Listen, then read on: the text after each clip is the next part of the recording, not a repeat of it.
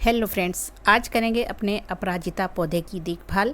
कैसे ज़्यादा फ्लावरिंग लें और अगर पीली पत्तियां हो रही हैं और कलियां फूल नहीं बन रही हैं तो फिर क्या फर्टिलाइज़र दें। फ्रेंड्स, ये एक शुभ पौधा है। इसको अपराजिता, विष्णुकांता, विष्णुप्रिया या फिर इसको शंख पुष्पी भी कहते हैं। बहुत ही शुभ पौधा है और इसको धन की बेल कहा जाता है। कहते हैं कि जैसे जैसे ये बेल बढ़ती है आपके घर में, ऐसे ऐसे ही आपके घर में धन भी बढ़ने लगता है। और इसके फूल कहते हैं कि अगर भगवान विष्णु, भगवान शंकर पर अगर इसके फूल चढ़ाते हैं तो बहुत ही जल्दी प्रसन्न होते हैं और किसी भी काम में आपको पराजय नहीं मिलती। अपराजिता मतलब जिसकी कभी पराजय ना हो। तो ये शुभ पौधा आपके पास ज़रूर होना चाहिए। और ये एक बेलनुमा प्लांट है। आप इसको ऐसे कहीं भी चढ़ा सकते हैं, या तो ऐसे जैसे मैंने देखिए ये विंडो के ऊपर मैंने इसको चढ़ाया हुआ है धागे से बांध करके। आप चाहें तो एक लकड़ी या कोई ट्रेल वगैरह बांध दे गमले में और उसके सहारे इसको चढ़ा सकते हैं। और फ्रेंड, दूसरी बात, इसको सनलाइट चाहिए, 5-6 घंटे की धूप जरूर चाहिए। तीसरा, ये देखिए ये जो फूल बनते हैं सूखे, इनको फूल को आप तुरंत तोड़ दें, क्योंकि इसमें अगले दूसरे दिन ही वो सीड्स बनने लगते हैं। मतलब फली बनने शुरू हो जाती है और उसके बाद वो सीड्स बनने लगते हैं। अगर हम ये सीड्स नहीं तोड़ेंगे तो हमारे प्लांट्स की जो एनर्जी है वो सीड्स बनाने में ही लगेगी। फूल और कलियां हमारा प्लांट नहीं बना पाएगा। तो इसका ये ध्यान रखना है आपको। सूखे फूल तुरंत ही निकाल दीजिए। हाँ, अगर 1-2 आपको चाहिए सीड्स तो 1-2 फली छोड़ सकते हैं। अब ये देखिए, ये जो मेरा प्लांट है इसकी पत्तियां पीली हो रही हैं नीचे वाली। ये मौसम की वजह से भी होते हैं, या ओवर वाटरिंग या अंडर वाटरिंग की वजह से भी होते हैं, या फिर मैग्नीशियम की कमी हो सकती है। वो सब मैं आज बताने वाली हूँ कि मैं क्या फर्टिलाइज़र देने वाली हूँ। और ये देखिए, अभी मैंने इसके साथ कुछ भी इसको नहीं बांधा है। अभी ये ऐसे ही प्लांट मेरा खड़ा है, क्योंकि ये छोटा ही प्लांट है। अभी जैसे जैसे ये बढ़ेगा मैं इसके साथ तार या कोई लकड़ी वगैरह इसको बांध करके स्टेबल करूँगी। ये देख सकते हैं आप कितना सुंदर ऊपर से एकदम घना, और इस पर कलियाँ भी बननी शुरू हो गई हैं। तो बस ये ध्यान रखना है, ये प्लांट बहुत अच्छे से फ्लावरिंग करता है। अगर थोड़ी सी आप इसकी देखभाल करेंगे, पूरे दिन की धूप में आप इसको रख सकते हैं। और इसको मिट्टी मॉइस्ट पसंद है। ये देखिए छोटा सा बेबी जो प्लांट है इधर, मैंने सीड्स डाल दिया था। एक ही प्लांट बना है, बाकी अभी नहीं निकले हैं, पता नहीं क्यों। लेकिन ये इसी में देखिए ये बोट लिली का प्लांट भी मेरा अच्छे से ग्रो हो रहा है। और ये मैंने इसमें ये अपराजिता, तो मेरे पास 4-5 प्लांट्स हैं और 4-5 प्लांट्स ये अच्छे से ग्रो हो रहे हैं। ये प्लांट फ्रेंड्स अभी विंटर में थोड़ा डोरमेंसी में जाएगा। दिसंबर जनवरी में बस इसकी स्टेम रह जाती है और पत्तियां सारी गिर जाती हैं और फूल भी ये नहीं खिल पाते उस टाइम। और फिर जैसे ही फरवरी और मार्च आता है आप इसको प्रूनिंग कर दें, फिर ये बहुत अच्छे से ग्रोथ करेगा और फिर नवंबर तक ये आपके प्लांट फ्लावरिंग करता रहेगा। बहुत ही शुभ पौधा है। जैसा मैंने कहा, विष्णु भगवान, कृष्ण भगवान को इसके फूल चढ़ाए जाते हैं। भोलेनाथ पर भी इसके फूल चढ़ा सकते हैं। और ये 2-3 कलर के फूल होते हैं, वाइट और पर्पल और ब्लू। ये देखिए मेरे प्लांट पे बहुत अच्छे से फ्लावरिंग हो रही है, कई सारी कलियाँ भी बनी हुई हैं। और ये 2 प्लांट्स हैं जो इनमें मैं आज फर्टिलाइज़र देने वाली हूँ और बताने वाली हूँ कि कैसे इसको अच्छे से फ्लावरिंग पिलाएं प्लांट को, और कैसे हरा भरा और घना बनाएं। घना बनाने का तो यही है कि आप बस पिंचिंग करते रहें इसके, उसी से ही ये घना बन जाएगा। अब देखिए, गुड़ाई करनी है और मिट्टी मॉइस्ट रखनी है। मिट्टी ऐसी रखनी है, वेल ड्रेन रखनी है और मॉइस्ट रहनी चाहिए मिट्टी इसकी। जैसे ही हम पानी डालें नीचे निकल जाए, ड्रेनेज होल का चेक करना है ज़रूर। तो इन बातों का अगर आप ध्यान रखेंगे तो आपका प्लांट बहुत अच्छे से ग्रोथ करेगा। अब चलिए, ये है जो आज मैं फर्टिलाइज़र डाल रही हूँ। मैंने फ्रेश चाय पत्ती ली है 2 चम्मच, क्योंकि मैं इसको 2-3 प्लांट्स में डालने वाली हूँ।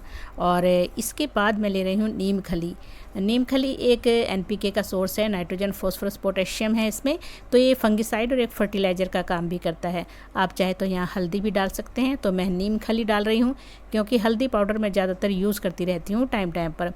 तीसरी चीज़, मैं इसमें मैग्नीशियम सल्फेट ले रही हूँ, क्योंकि पत्तियाँ पीली नहीं होंगी और जो हम फर्टिलाइज़र अपने प्लांट को देंगे वो प्लांट हमारा फर्टिलाइज़र ले पाएगा खाना, और पत्तियाँ क्लोरोफिल बना पाएंगी। तो ये एप्सम सॉल्ट है, ये ज़रूर डालें अपने पौधे में। और सल्फ़र है तो इंसेक्ट भी पौधे में नहीं होते हैं। अब ये है चौथी चीज़, बहुत ही ज़रूरी है फूल खिलाने के लिए। ये है मेरे पास ड्राई बनाना पील। जब केले के छिलके को अच्छे से सुखा करके ग्राइंड करके ऐसे रख लेना चाहिए। उसके बाद बहुत अच्छा ये फर्टिलाइज़र है, इसमें बहुत अच्छी मात्रा में पोटेशियम होता है। हमारे प्लांट बहुत अच्छे से फ्लावरिंग करेंगे। और हमेशा आप सूखे छिलके ही यूज़ करें, तुरंत फ्रेश छिलके कभी भी यूज़ नहीं करने चाहिए, क्योंकि चींटियाँ आ जाती हैं, फंगस कीड़े भी लग सकते हैं। तो कोशिश करें कि ड्राई फॉर्म में ही ये केले के छिलके यूज़ करें। अब ये 4 चीज़ें मैंने ले ली हैं, इनको अच्छे से मिक्स करके मैं तीनों प्लांट्स में अपने देने वाली हूँ। तो ये चारों चीज़ें बहुत ही बेस्ट हैं हमारे प्लांट के लिए। और अगर आपके पास ओनियन पील है ड्राई तो फिर वो भी डाल दीजिए। तो इससे बहुत अच्छे से मात्रा में आपका प्लांट फ्लावरिंग करेगा और ग्रोथ भी होगी। और जो प्लांट को हम फर्टिलाइज़र देंगे हमारा प्लांट उसको इनटेक करेगा, क्योंकि मैंने इसमें मैग्नीशियम सल्फेट डाला है, एप्सम सॉल्ट।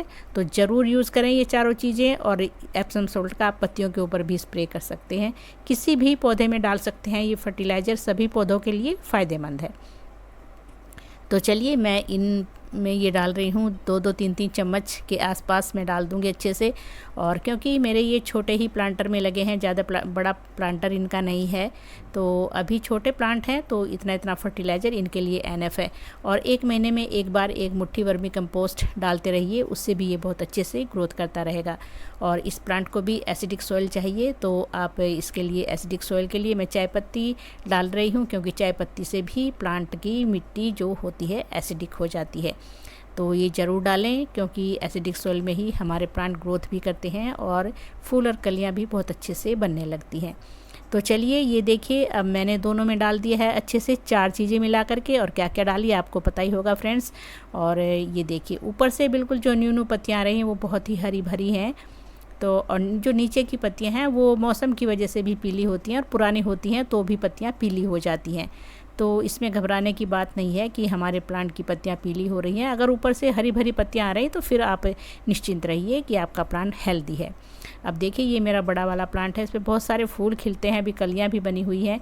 और जो सीड्स बनते हैं वो मैं तुरंत निकाल देती हूँ, 1-2 बचता है उसको ढूंढ करके मैं निकालती रहती हूँ। अब चलिए पानी डालना है, तो नॉर्मल पानी मैं नहीं डालूँगी, मैं इसमें सीवीड एक्सट्रैक्ट ले रही हूँ। आप चाहे तो सीवीड ज़रूर डाला कीजिए, क्योंकि वो जाइम होता है, मतलब हमारे प्लांट को बहुत अच्छे से एक पौष्टिक खाद है वो हमारे प्लांट के लिए। तो उनको ज़रूर डाल दीजिए, या तो ग्रैनुअल्स नहीं तो फिर लिक्विड। मैं ज़्यादातर लिक्विड यूज़ करती हूँ, आपने देखा होगा। आप इसको एज ए वाटर अपने सभी प्लांट में डाल सकते हैं, क्योंकि ये एक रेडी टू यूज़ फर्टिलाइज़र है और बहुत ही ज़्यादा फ़ायदेमंद होता है ये सीवीड फर्टिलाइज़र हमारे पौधों के लिए। अब देखिए जैसे ही मैंने फर्टिलाइज़र पानी डाला और देखिए नीचे चला गया है फर्टिलाइज़र। तो ऐसी सॉइल आपको बना करके रखनी है। अब देखिए, और ये फ्रेंड्स ये ब्लू कलर के फूल हैं, अगर पर्पल लग रहे हैं मतलब कैमरे में, वैसे ये ब्लू हैं। तो ये देखिए ये सीड्स हैं, ये निकालते रहिए ज़रूर, तभी आपके प्लांट अच्छे से ग्रोथ करेंगे। और बस पिंचिंग करते रहिए, घना बनाना है तो यही करना है इसके लिए। अब बहुत ही शुभ प्लांट है, ज़रूर लगाइए। आपके घर में धन की कमी नहीं होने वाली है, किसी काम में आपकी पराजय नहीं होने वाली है। तो बहुत ही शुभ पौधा है। Thank you dear friends.